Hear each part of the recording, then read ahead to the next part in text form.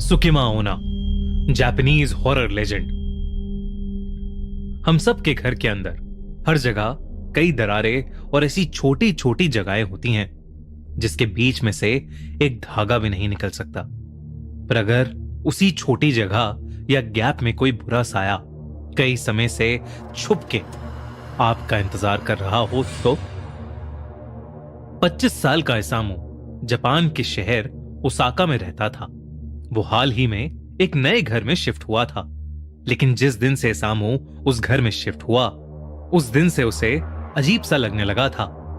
उसे हमेशा ऐसा महसूस होता था कि जैसे कोई उसे लगातार देख रहा है,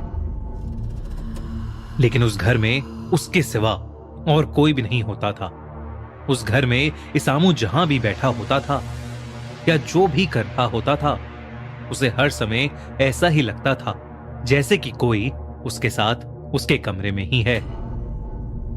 कभी रात में डिनर करते हुए उसे लगता था कि डाइनिंग रूम में पर्दे के पीछे से कोई उसे घूर रहा है।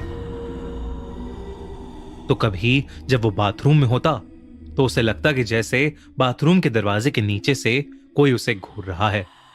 कभी कभी तो जब वो रात के अंधेरे में सो रहा होता और उसकी आंखें अचानक खुलती तो भी उसे कुछ पलों के लिए ऐसा लगता कि अंधेरे में दो सफेद आंखें उसे घूर रही हैं। इसामू इन सब से परेशान होकर बस उस चीज को ढूंढना चाहता था जो उसे घूर रही थी।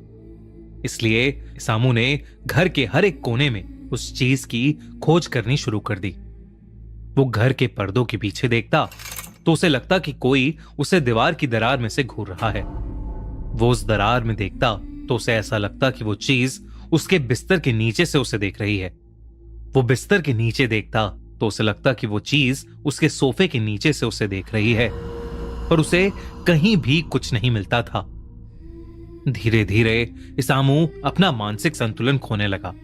वो सब छोड़कर अपना सारा समय जो भी उसे घूर रहा था उसको ढूंढने में लगाने लगा। दिन रात वो बस यही करता रहता था। घर के जिस कोने में उसे वो चीज नहीं मिलती वो उस कोने पर टेप लगाकर उसे बंद करने लगा था। धीरे धीरे लगभग उसका सारा घर टेप हुई जगहों से भर गया था। इसामू इतना पागल हो गया था कि उसने अपने घर से बाहर जाना ही बंद कर दिया था। जब कई दिन बाद उसके ऑफिस के दोस्त उसके ऑफिस के ना आने की वजह उससे पूछने के लिए उसके घर पहुंचे तो उन्हें इसामू जमीन पर पड़ा हुआ मिला। वो किसी से डरा हुआ कांप रहा था और रो रहा था। उसके ऑफिस के दोस्तों ने उसकी इस हालत की वजह पूछी तो उसने बताया कि वो घर से बाहर इसलिए नहीं निकल रहा क्योंकि वो लड़की उसे कहीं जाने नहीं दे रही है। अगर वो कहीं भी बाहर जाता है तो उस लड़की को अकेला महसूस होता है और वो बुरा मान जाती है, और अगर एक बार वो लड़की बुरा मान गई तो वो इसामू की जान भी ले सकती है। उसके दोस्तों को यह बात सुनकर बेहद अजीब लगा और उन्होंने जब उससे पूछा कि कौन सी लड़की और वो किधर है तो उसने अपने कमरे की ड्रेसिंग टेबल की तरफ उंगली उठाई। ये सुनकर उसके दोस्त को और अजीब लगा क्योंकि वहां कोई नहीं था। इसामू ने कहा कि वो लड़की उस टेबल और दीवार के बीच में जो गैप है वहां है। ये सुनकर उसके सारे दोस्त उसका डर खत्म करने के लिए उस गैप को देखने गए, लेकिन जैसे ही वो उस गैप के पास पहुंचे उनकी डर के मारे रूह ही कांप गई क्योंकि ड्रेसिंग टेबल और दीवार के बीच के बस 5 सेंटीमीटर के गैप में एक लाल ड्रेस में लंबे बालों वाली एक लड़की खड़ी थी जो सिर्फ उन्हें घूरे जा रही थी। वो लड़की बेहद डरावनी लग रही थी। अचानक उस लड़की के हाथ उस गैप में से बाहर आए। उस लड़की के हाथों के नाखून बहुत नुकीले थे। दोस्तों, आईपीएल का असली मजा तभी डबल होगा ना जब हमें खुद खेलने का चांस मिलेगा। सबको पता है कुछ मैचेस थोड़े स्लो हो सकते हैं, पर टेंशन नहीं लेनी। अब गेम के बीच भी फुल एंटरटेनमेंट मिलेगा। आप सभी के लिए एक नया गेम आया है, नरेन्स पावर पंच। ऑन परी मैच। ये गेम एकदम ब्रांड न्यू है, अभी लॉन्च हुआ है, तभी इसके रेट्स भी ऊपर जा रहे हैं और ये परफेक्ट टाइम है टू जंप इन। पर आखिर इस गेम में नया क्या है? Safe zone. ये सिर्फ परी मैच गेम्स में ही है। जैसे ही सेफ जोन एक्टिवेट होता है, एक मैक्स मल्टीप्लायर शो हो जाता है जो तुम्हारा गेम सिक्योर करता है। मतलब जब सेफ जोन एक्टिव हो, तुम और भी सेफली अपना गेम मल्टीप्लाई कर सकते हो। सुनील नारायण अपनी पावर पंच से हाईएस्ट नंबर्स मार ही देगा। और सुनो, अगर आपने अभी तक ज्वाइन नहीं किया तो पिन कमेंट वाले लिंक से रजिस्टर करो और पाओ 1,05,000 रुपए तक का वेलकम बोनस। तो देर मत करो, पिन कमेंट की लिंक पर क्लिक करो और आईपीएल का असली फन उठाओ। धीरे धीरे वो उस गैप से बाहर आने लगी। ये देखते ही इसामू के सारे दोस्त बहुत ज्यादा घबरा उठे और वो इसामू को अकेला छोड़कर उसके घर से भाग गए। उस दिन के बाद से इसामू किसी को कभी नहीं दिखा। इसामू के साथ क्या हुआ ये तो किसी को नहीं पता चल पाया, पर उस दिन के बाद से उसके दोस्त जो वहां उससे मिलने आए थे, अपने घर के छोटे से छोटे गैप से आंख नहीं मिला पाए, क्योंकि जब भी वो उन गैप्स के बीच में से देखते थे, उन्हें वही लड़की की आत्मा दिखती थी। कुछ महीनों बाद उसके सारे दोस्त भी हमेशा के लिए कहीं गायब हो गए। इसामू और उसके दोस्त क्यों और कहां गायब हुए, ये आज तक किसी को नहीं मालूम, पर उनकी जान पहचान वालों को यह लगता है ये सब उसी लड़की की आत्मा की वजह से हुआ है। उस लड़की की आत्मा जिसको सब सुकिमा ओना बुलाते हैं। सुकिमा ओना जापान की एक ऐसी स्पिरिट है जिसे the girl in the gap के नाम से भी जाना जाता है। माना जाता है कि वो एक ऐसी लड़की की आत्मा है जो लोगों के घरों के गैप में रहती है, और अगर किसी का उससे एक बार भी सामना हो जाए तो सुकिमा ओना उसे अपने साथ एक ऐसे डायमेंशन, एक ऐसी दुनिया में ले जाती है जहां से कभी कोई वापस नहीं आ सकता, शायद मरे हुए लोगों की दुनिया में।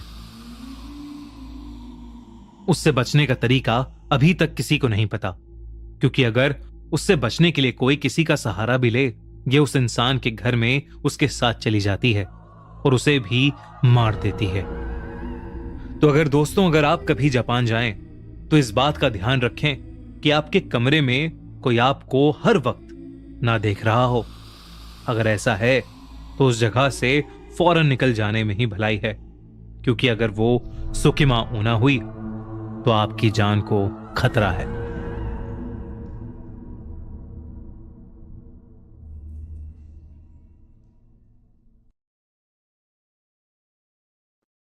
एक बार डैनियल नाम का एक लड़का अपने स्कूल के बाद अपने घर जा रहा था। रास्ते में उसे एक सुनसान घर से होकर गुजरना पड़ता था। लोगों का कहना था कि उस घर में कोई नहीं रहता था, लेकिन डैनियल को हर रोज उस घर की खिड़की में एक बहुत खूबसूरत लड़की दिखाई देती थी, जो कि बस उसे ही देखती रहती थी। उस दिन जब वो स्कूल से लौट रहा था तो उसने सोचा कि वो उस घर में जाकर उस लड़की से मिलेगा और उससे अपने दिल की बात कहेगा। हर रोज की तरह वो लड़की उस दिन भी उस खिड़की पर खड़ी होकर डैनियल को ही देखे जा रही थी। डैनियल घर में गया और सीधा ऊपर चढ़कर उस कमरे में चला गया। जब वो वहां पर पहुंचा तो उसने जो देखा, उसे देखकर उसके होश उड़ गए। उस लड़की का शरीर उसकी कमर के नीचे से कटा हुआ था। खिड़की से सिर्फ उसका आधा शरीर ही दिखता था, लेकिन डैनियल को क्या पता था कि वही आधा शरीर उसका पूरा शरीर था। डैनियल इतना डर गया था कि वो भागना भूल गया। अंदर ही अंदर उसे लग गया कि भागने के लिए बहुत देर हो चुकी है। तभी वो लड़की अपने हाथों की मदद से रेंगते हुए तेजी से डैनियल के पास आ गई। उसने एक खौफनाक आवाज में डैनियल से पूछा, मेरा आधा शरीर कहां पर है? मेरा आधा शरीर कहां पर है? डैनियल डर के मारे वहीं पर खड़ा था।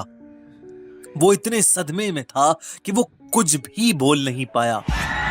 तभी उस लड़की ने डैनियल को बीच में से काट दिया। डैनियल की तरह ऐसे बहुत से केसेस 90s की दशक में जापान में देखने को मिले।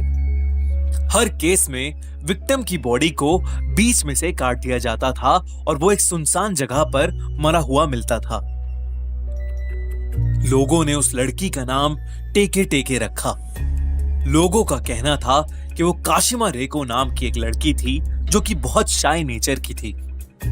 उसे लोगों से बात करने में बहुत शर्म महसूस होती थी, जिस वजह से वो बहुत चुप रहती थी और लोग उसका मजाक बनाया करते थे। एक दिन जब वो स्कूल से घर जा रही थी तो कुछ लड़कों ने मजाक मजाक में उसे रेलवे क्रॉसिंग पर धक्का देकर गिरा दिया और वहां से चले गए। रेलवे क्रॉसिंग पर गिरने के बाद काशिमा का पैर वहीं फंस गया। अचानक वहां तेजी से एक ट्रेन आई जिसने काशिमा को 2 टुकड़ों में काट दिया। फिर भी वो बहुत देर तक जिंदा थी और दर्द के मारे चिल्ला रही थी, लेकिन उसकी आवाज सुनने के लिए वहां पर कोई नहीं था। उस दिन के बाद से वो टेके टेके नाम के लेजेंड से मशहूर हो गई।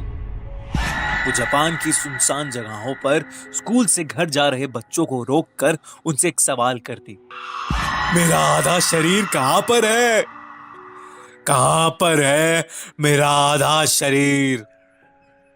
लोगों को इसका जवाब पता नहीं होता था, जिस वजह से उन लोगों का भी वही हाल होता था जो कि काशिमा का हुआ था।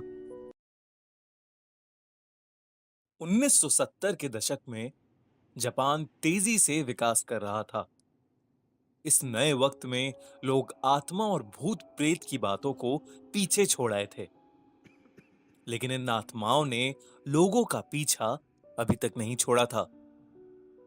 कुछ ऐसी घटनाएं हुई जिसके बारे में सुनने पर लोगों के रोंगटे आज भी खड़े हो जाते हैं।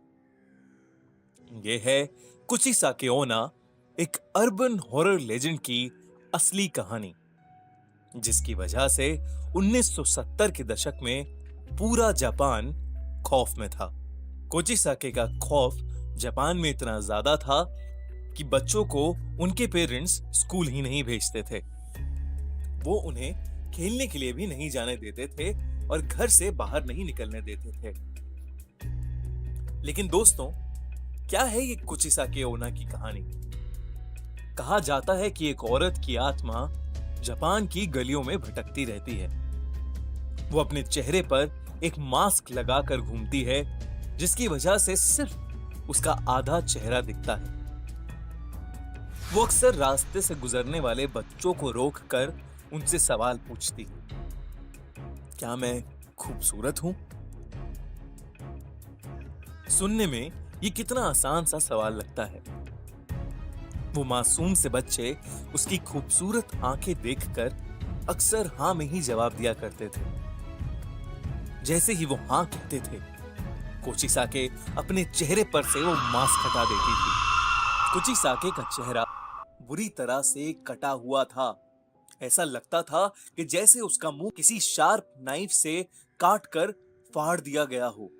अपने इस चेहरे को दिखाने के बाद वो उन बच्चों से फिर पूछती थी, क्या मैं खूबसूरत हूं?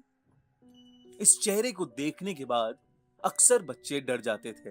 अब अगर वो हाँ में जवाब देते थे तो कुचिसाके अपनी बड़ी सी कैंची से उन बच्चों का मुंह भी अपने मुंह की तरह बीच में से काट देती थी। बहुत ज्यादा खून बहने की वजह से बच्चों की मौत हो जाती थी। लेकिन अगर वो बच्चे ना में जवाब देते थे तो वो औरत बिना कुछ सोचे समझे उन्हें उसी कैंची से मार देती थी। लेकिन कहां से आई ये कुचिसाके? कौन थी ये? कहा जाता है कि कुचिसाके ओना पहले एक बहुत खूबसूरत औरत थी जिसे अपनी खूबसूरती पर बहुत नाज था। उसका पति एक समुराय था जो कि उससे बहुत प्यार करता था। एक दिन उसका पति युद्ध लड़ने के लिए गया और वो काफी समय तक वापस नहीं आया।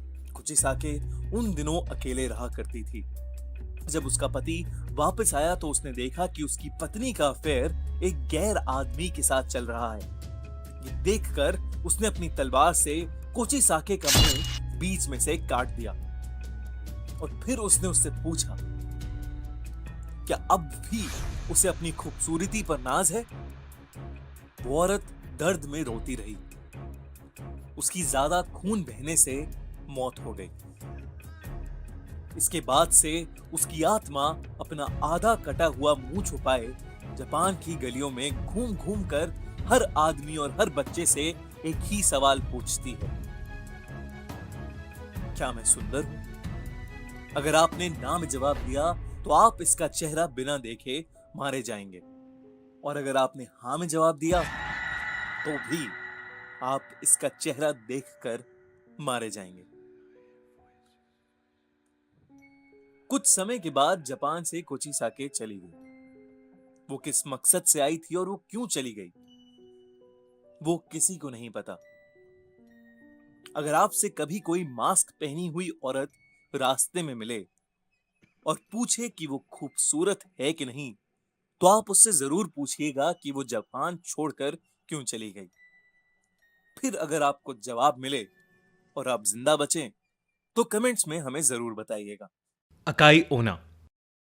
जिंदगी में हमारी मुलाकात कई लोगों से होती है और हर मुलाकात का अपना एक एहसास होता है। पर क्या हो अगर एक मुलाकात आपकी जिंदगी ही बर्बाद कर दे। ये कहानी जापान में रहने वाले एक लड़के उनाकी की है। उनाकी की जिंदगी काफी सिंपल थी।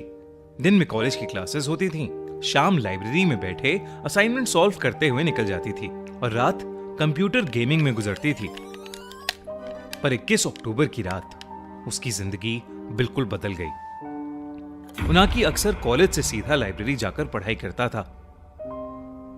उस दिन उनाकी काफी थका हुआ था, इसलिए उसकी आंख लाइब्रेरी में ही लग गई और जब आंख खुली तो उसने देखा कि घड़ी में रात के 12:30 बज रहे हैं। उनाकी कभी भी इतनी देर रात अपने घर से बाहर नहीं रहता था।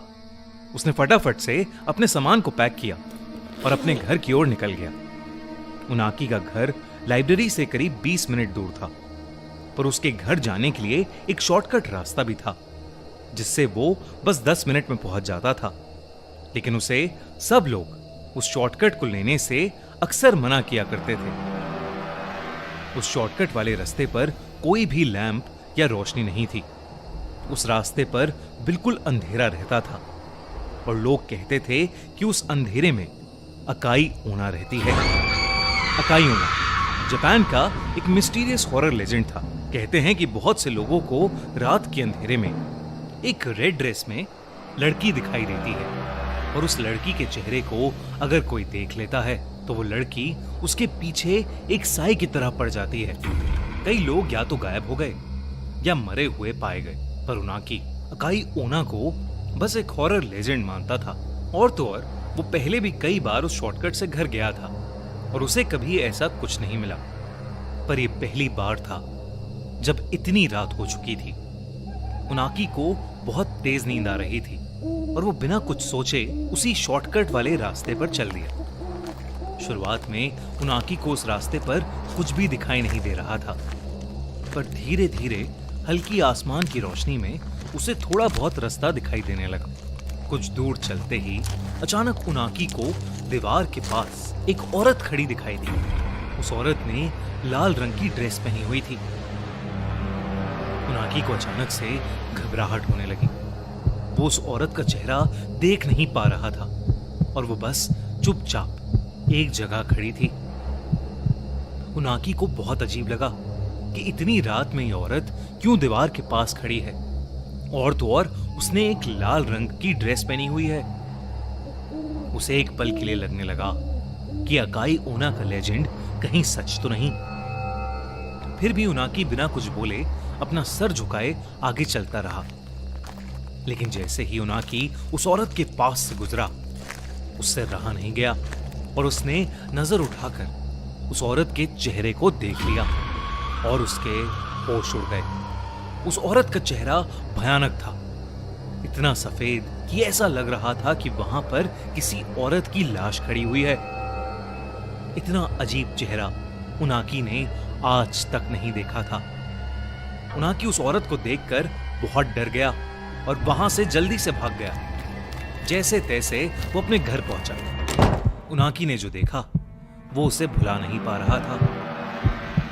उस औरत का चेहरा मानो उसके दिमाग के अंदर छप गया था। अगले दिन उनाकी अपनी उसी रूटीन के साथ जिंदगी जीने लगा, पर अब शाम होते ही उसके साथ कुछ अजीब होने लगा था।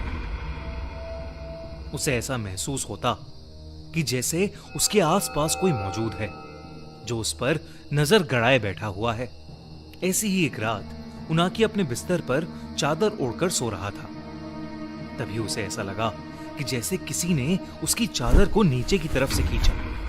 उनाकी की नींद खुल गई। उसने सहमी नजरों से इधर उधर देखा तो उसे कुछ नहीं दिखा, पर तभी उसकी आंखों के सामने एक लाल परछाई तेजी से कमरे की खिड़की के बाहर चली गई। उनाकी को अपनी आंखों पर विश्वास नहीं हो रहा था। उसे लग रहा था कि वो पागल होता जा रहा है। उसने खुद को समझाया कि यह सब उसका वहम था और जबरदस्ती अपनी आंखें बंद करके छत की तरफ मुंह करके सो गया। कुछ देर तक सोने की कोशिश करने के बाद उनाकी ने बेचैनी में अपनी आंख खोली और फिर जो उसे दिखा वो इस दुनिया के ही परे था। उसके कमरे की छत पर बिस्तर के ठीक ऊपर वही लाल ड्रेस वाली लड़की दीवार से चिपकी हुई उसे घूरे जा रही थी। उनाकी जोर से चीखा और वहीं उसकी नींद खुल गई। उनाकी को अब समझ आया कि वो असल में ये सब एक सपने में देख रहा था। उसका गला बुरी तरह सूख गया और पूरा शरीर पसीने पसीने में भीगा था। तभी वो उठकर पानी पीने लगा। पानी पीते हुए उनाकी की नजर अपने कमरे की खिड़की पर गई और उसके हाथ से उसका पानी का गिलास छूट गया। खिड़की के ठीक बाहर वही लाल ड्रेस वाली औरत खड़ी थी और वो अपने उसी भयानक चेहरे से उनाकी को घूरे जा रही थी। लेकिन उनाकी ने जैसे ही लाइट्स ऑन की तो उसने देखा कि खिड़की पर कोई नहीं है। दिन ब दिन ये सब इंसिडेंट्स बढ़ते जा रहे थे। उसे हर जगह अकाई ओना दिखने लगी थी। उनाकी ने अपने कुछ दोस्तों से भी इस बारे में बात की, पर किसी ने भी उसकी बातों पर विश्वास नहीं किया। उसके दिमाग में यही चल रहा था कि कहीं वो अब गायब तो नहीं हो जाएगा। उनाकी का डर बढ़ता ही जा रहा था। उसने डिसाइड किया कि वो पुलिस स्टेशन जाकर वहां से मदद मांगेगा, पर तभी उसे अपने घर के मेन गेट खुलने की आवाज आई। उनाकी हिम्मत करके बाहर देखने गया तो उसने देखा कि उसके घर का दरवाजा पूरा खुला हुआ था और बाहर से तेज हवाएं अंदर आ रही थीं। उनाकी ने अपने एक दोस्त को सब कुछ बताने के लिए फोन मिलाया। उनाकी बस अपने साथ हुए इंसिडेंट्स के बारे में बोलता चला गया। तभी बात करते करते वो एकदम से रुक गया, क्योंकि उसे अपनी गर्दन के ऊपर किसी की सांसें महसूस हुई। उनाकी समझ गया कि उसके पीछे कोई खड़ा था। एकदम से उसे एक हाथ अपनी गर्दन पर आता हुआ महसूस हुआ।